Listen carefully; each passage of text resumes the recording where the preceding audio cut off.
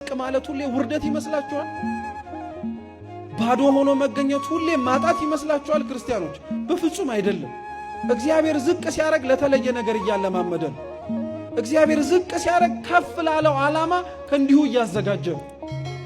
ዛሬ እኮ ከነስጋው አስተሳሰባችን ስለመጣን እኮ ነው ለጸሎቱም ለጾሙም ለስግደቱም ለምጽዋቱም ለሱባኤውም የምንቸገረው። እግዚአብሔር ርቆን እኮ አይደለም፣ እኛ ሐሳባችን ከእግዚአብሔር ስለራቀ ነው።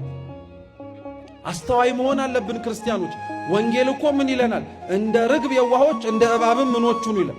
ልባሞች እንደ እባብ ልባም የሆኑ ክርስቲያኖችም መርዝ የሆነ ክፋታቸውን ባህር ወደ ተባለች ወደ ቤተ ክርስቲያን ሳይገቡ ደጁ ላይ ነው ተፍተውት መምጣት ያለባቸው።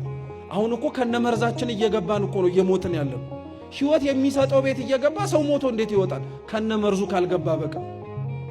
አዎ መርዙን መጥፋት የማይፈልግ ሰው እኮ አለ። አንዳንዱ ብልጣብልጥነቱን፣ አስተዋይነቱን፣ አርቆ ሐሳቢነቱን፣ ዕውቀቱን፣ ዝናውን፣ ክብሩን ትቶ ቤተ ክርስቲያን መምጣት የማይፈልግ ሰው አለ። ለምን ትቶት ቢመጣ እዚህ ሊናቅ እችላለሁ ብሎ ስላሰበ ማለት ነው።